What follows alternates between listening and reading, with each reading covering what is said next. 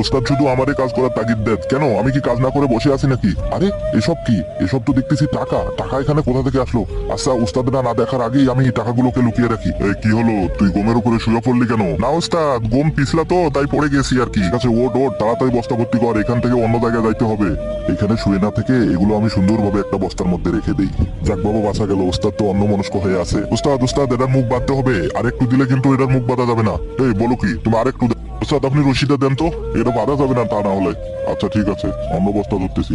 এই তোমরা তাড়াতাড়ি এখানকার কাজ শেষ করে অন্য গোডাউনে চলে আসো। ছোট ভাই, ওস্তাদের মাথা মনে হয় নষ্ট হয়ে গেছে, তুমি যাও তো। ওস্তাদ কি একাই ওই গোডাউনে কাজ করতে পারবে? ঠিক আছে, আপনি যেহেতু যাইতে বলতেছেন আমি গেলাম। যাক বাবা, তারা দুজনে চলে গেছে। আমি এই ফাঁকে আমার এই বস্তার টাকাগুলো সবগুলো মেরে দেই। তাড়াহুড়ো করলে কোনো কাজই হয় না। আরে বস্তার ঘুমে শেষ হচ্ছে না আজকে। আশেপাশে কেউ আসার আগে আমি টাকাগুলো তকগুলো মেরে নেই। কোথায় রাখি কোথায় রাখি, টাকাগুলো আমি আমার কোমরের মধ্যে রেখে দেই। বন্ধুরা, এমন আরো সুন্দর সুন্দর ভিডিও পেতে অবশ্যই চ্যানেলটিকে সাবস্ক্রাইব করে